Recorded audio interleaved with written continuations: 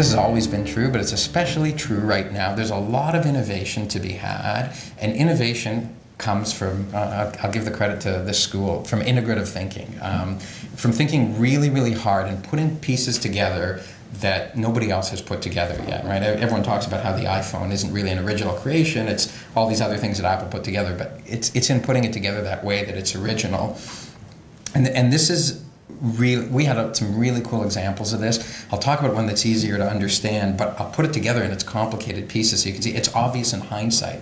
I've already described what All of Media did, right? It was a company that sold ads to Canadians on American websites. Sounds so simple. Well, nobody was doing this. Nobody even knew it could be done. We had, and we didn't start by saying, let's sell American ads, Canadian ads on American websites. Our process started with the board of directors of Torstar challenging us with a question, which was back where their heads were at.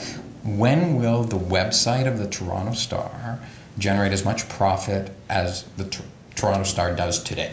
This was already now at a point where they realized, okay, the newspapers are in decline, ads are going to the internet. The internet's growing, not a bad thing. It's growing double digits, so that's really nice and has been for 5 or 6 years. So when's the convergence? And for you to generate that much profit, you're not going to need that much revenue because you don't have newsprint to buy, you don't have presses to run, you don't have carriers to deliver the newspaper.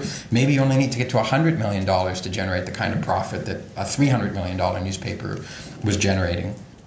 Unfortunately, when you ran the analysis, the answer came back never, because in newspapers, there's the Toronto Star and the Toronto Sun, which is much smaller in the globe. There's maybe 4 of them in the city.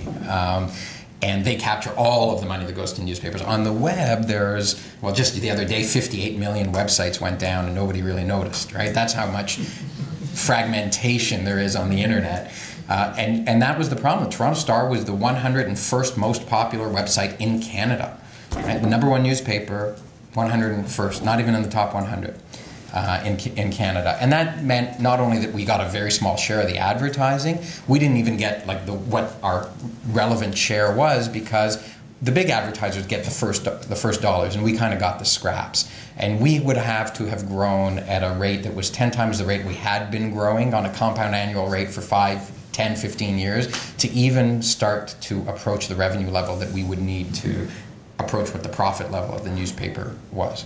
So it was a tragic kind of conclusion to the board that in a couple of hours we were able to do the calculation and say it never will be. The Toronto Star's website will never generate the profit that the Toronto Star generates today. But that certainly planted an objective in our mind, which was, hey, let's find a way to generate the profit that the Toronto Star generates today. So we had that as a goal.